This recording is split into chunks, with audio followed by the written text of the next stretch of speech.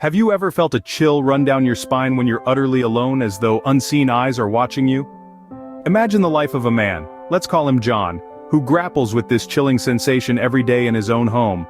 Picture a quaint, seemingly ordinary house on a quiet suburban street, but within its walls John is constantly plagued by the notion that he is never truly alone. In the stillness of the night, when the rest of the world is fast asleep, John hears the subtle rustling of papers. He can't pinpoint the source. It's as though a long-forgotten manuscript is being leafed through by invisible hands. Sleep eludes him as he lies in bed, straining his ears for any sound out of place.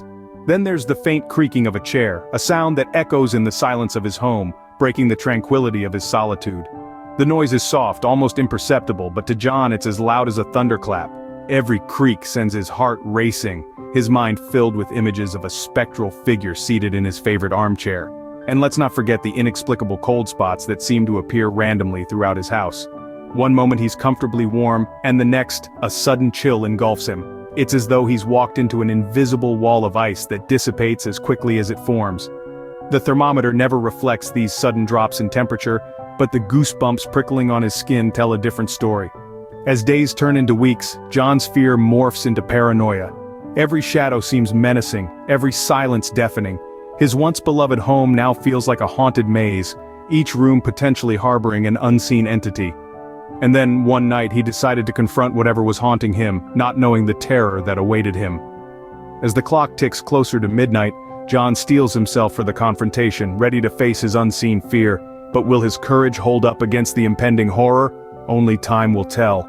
Do you know the feeling of hearing your name whispered when there's no one around to speak it? This is the reality that our protagonist, let's call him John, finds himself in. A chill runs down his spine as he starts to hear whispers, soft and indistinct, like the rustling of leaves in a gentle breeze. John is alone in his house, but it feels as though he's sharing his space with someone or something unseen. The whispers are faint, just low enough that he can't decipher what they're saying, yet they're persistent, like a constant humming in the background that he can't turn off. The whispers seem to be everywhere and nowhere at the same time. They follow him from room to room, from the kitchen where he stirs his morning coffee, to his study where he attempts to drown them out with the tapping of his keyboard. But it's futile. The whispers are always there, wrapping around him like an unwanted blanket on a hot summer day. As days turn into weeks, John's fear escalifies. The whispers grow louder, more insistent, like they're demanding his attention. He can't ignore them anymore. He can't pretend they're just a figment of his imagination. They're real, and they're getting closer. The once soft whispers now sound like an impatient child tugging at his sleeve, desperate to be heard. They echo through the house, bouncing off the walls, getting louder with each passing minute. His heart beats in rhythm with the whispers, a chaotic symphony of fear and anticipation. He can feel it. He can feel the whispering entity closing in on him. It's like a predator stalking its prey, hidden in the shadows, ready to pounce. But he can't see it. He can't fight it. All he can do is wait. Wait for the whispers to become a shout. Wait for the unseen to become seen. Wait for the predator to make the next move. He could feel the whispering entity closing in on him, but he couldn't see it. He could only wait for it to make the next move. Can you imagine the terror of coming face to face with an entity you can't see but can only feel and hear? Venturing into the unknown, our protagonist, let's call him John, found himself in a chilling predicament. He was trapped in his own home, not by the boundaries of brick and mortar, but by an unseen presence that toyed with his sanity. A shadow that danced on the edge of his vision, a whisper that echoed in the silence of the night. With a heart full of courage, John decided to confront this invisible terror. He was a man of logic, after all, and he was determined to free his home from the clutches of this paranormal entity. But alas, his confrontation did not go as planned. The unseen entity did not cower. It did not flee. Instead, it seemed to grow stronger, feeding off his fear and defiance. The paranormal activities escalated.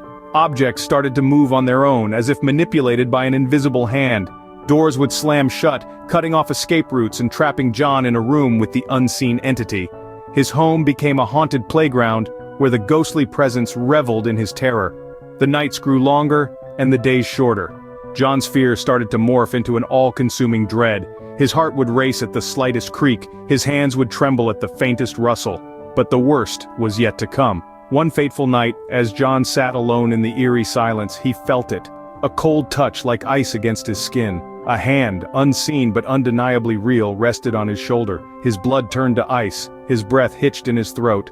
The room was silent, but he could feel it. The entity was there, closer than it had ever been before. He was not alone. He was never alone. What would you do if you were trapped in your own home with an unseen entity?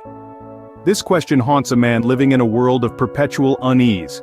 Each day is a battle, a struggle to maintain sanity in the face of an invisible adversary. This is no ordinary fear. It's an unrelenting terror that gnaws at the edges of his mind, a cold dread that seeps into his very bones. Every creak of the floorboards, every flicker of the lights, every gust of wind sends his heart racing. The entity is omnipresent, it lurks in every shadow, bides its time in every corner. He is a prisoner, shackled by fear in a home that no longer feels like his own. The unseen entity has claimed his sanctuary, turning it into a fortress of fear. As the man sits in the darkness, the whispers grow louder and the chill deepens. What will happen next? That, dear listeners, is a tale for another time.